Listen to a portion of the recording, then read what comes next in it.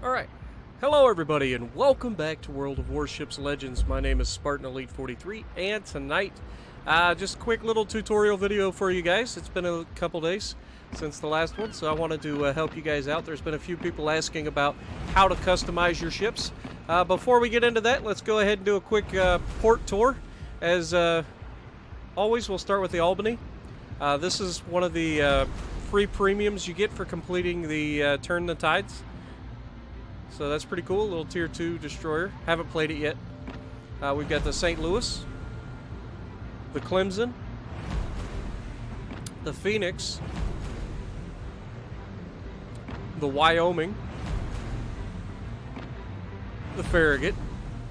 Got camo on it for some reason. Omaha also got camo on it for some reason.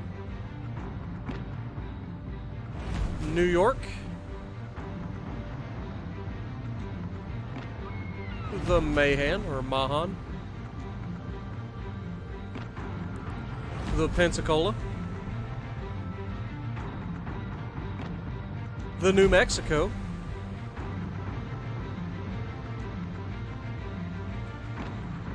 The Benson, which is the new edition. The New Orleans, which is the new edition, as far as to my garage, or my port in this case.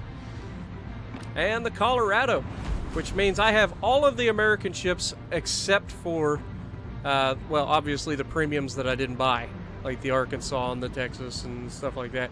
But I need to get my tier 7s, and we're going to work on the Colorado and get up to the Iowa first. But we will get all of them at some point. Also, we have some Japanese to look at. We have the Chikuma. We have the Walkie-Talkie. I know it's the Walkie-Talkie, but sounds like a walkie-talkie if you remember those from back in the day. The Tenryu. The Isokazi.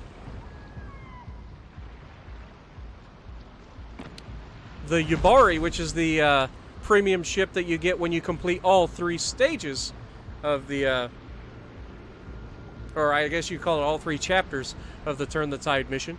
So if you get 3 tier 6s and win 3 battles in each of a destroyer, cruiser, and a battleship, you get this for free. And I have yet to check it out, but it is a pretty good looking ship, I'll be honest. And that's a crazy looking smokestack, isn't it? Where they've got it bent so that they meet in one. That's kind of cool. I like that. The Matsuki, the tier 4. That's right. Spartan started playing some Japanese destroyers. Let's be real, they're OP as crap. I've got a video coming out on this one from today with me, Bolvi, and Andre. I'm not going to spoil it here, but just put it this way: it's my best destroyer game ever. Then we have some British to look at. We have the Weymouth. Then we have the Valkyrie. Then we have the Caledon. And the Wakeful.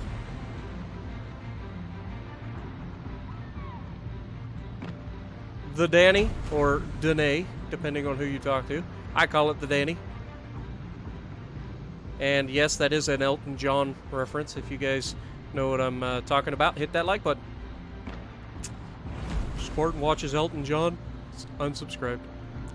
I like to listen to Elton John. And the newest addition to the fleet, the Orion, my first British battleship. What do you guys think? Pretty nice little port. What do you think? Lots of ships. And so let's go over some of the stuff that maybe you didn't know about. So a lot of people have been asking about customization of the ships. How do we do it? And so right off the bat, let's just go to one of my American ships, like the Colorado. If you look at the bottom of the screen, you got battle, upgrades, and loadout, hold to assign commander, and back, right? So if you just press it once, you get upgrades and loadout. And you come to this screen. You've probably already seen this screen. This is how you customize the equipment on your ship, and so on and so forth. Now, low tiers don't have these or only have one of these, and then as you get to higher tier, you get more of these. Now, they do get incredibly expensive. This last one, I believe, is 2 million silver. So yeah, they get very expensive, and they're optional. You don't have to actually put them on, but they do help. And then always read them. Always read them and decide which one's best for you. So in this case, I'm on the Colorado. So one of the things that I like is the main battery traverse speed. That helps the main batteries turn a lot faster. It's only 15%, but that 15% is noticeable.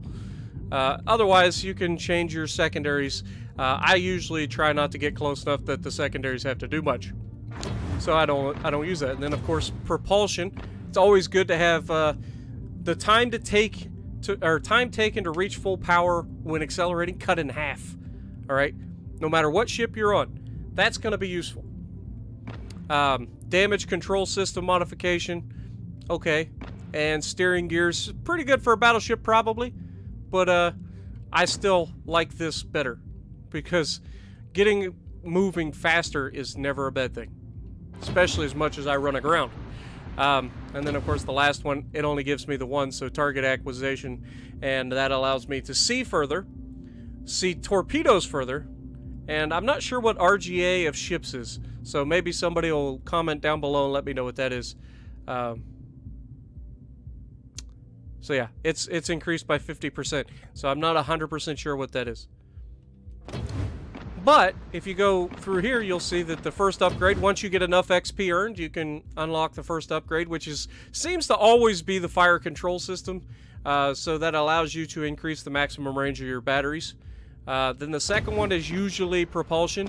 And the last one varies depending on what ship you are and whatnot like that.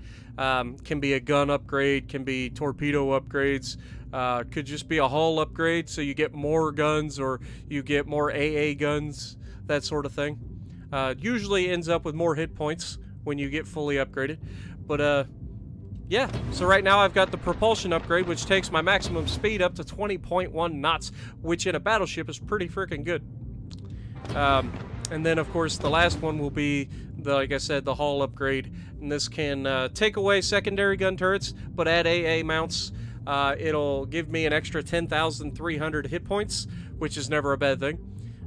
So yeah, so that's the customization as far as that goes. But if you hit the right bumper, and I imagine on PS4 it's probably the same, so it would be R1 in your guys' case. You can come over here and check out the stats of your ship, and this is where you need to learn your ships as well, and I'll go over that. So you can come in here and look at your stats, maximum damage and all of that good stuff, for reload time. You can see how many consumable charges you get. You can add boosters. If you get those free boosters from the ops and stuff, this is where you use them. The first slot is for your common XP booster, and then the second one, I believe, is for Commander. Yep, Commander XP. Then General Purpose, so that's your Elite XP. And then you've got your Common Credits booster, so for silver boosters. And then the last one is like movement speed. I think there's another one for dispersion.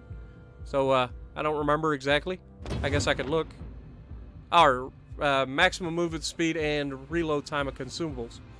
So that's that. And then of course camos. Now if you look at the camos, don't just pick the one you look at and say, oh, that looks cool. Look at the thing.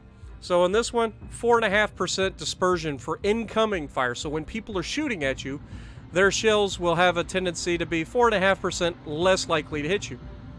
So that's always good, right? And then this one is sea detectability range, minus 4.5%. So good for you sneaky destroyer players.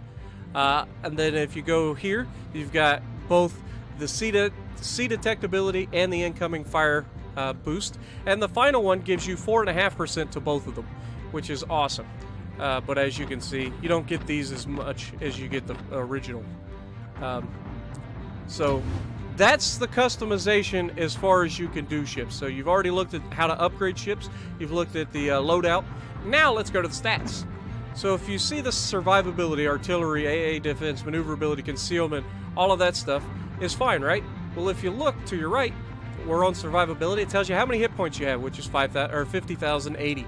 It tells you your armor thickness from 6 millimeters to 457 millimeters thick. And then the torpedo damage reduction is 37%.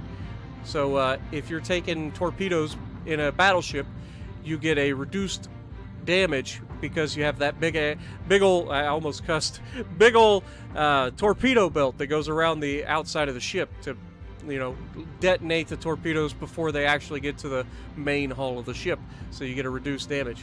You look at your artillery, you get all the good stuff. You got 406 millimeter Mark V main batteries. You get 4 times 2 of them, so you get 4 turrets. Those turrets each have 2 guns, and they are 406 millimeters, so they are very nasty. The maximum firing range, 17.3 kilometers. The reload time, 31.5. Tells you how long it takes the turrets to go 180 degrees, which is 33.3.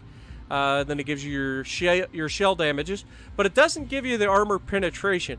So I'm not exactly sure why. I don't know why they don't tell you how much armor you can penetrate, but that would be a handy stat to know. And then it also goes through and explains your secondary armaments. I have 2 different types of secondaries. I have the 127 Mark 19 Mod 6s, where I have 8 of them. They are 1 gun each, and they are 127 millimeters. And then we have the 127 millimeter Mark 7s, which I have 10 of with 1 barrel each, and they are 127 millimeters. And they have a maximum fire range of 5 kilometers. So if you get within 5 kilometers of the ship and you're in a little tiny destroyer, you're going to be getting some punishment, because 127 millimeters is the same size gun as the American destroyers get. So you get 127 millimeters times 18. So I would imagine there's 9 on either side of the ship. So yeah, something to take into consideration. If you look at your AA defense, this isn't really that big a deal, but you can kind of get an idea for that.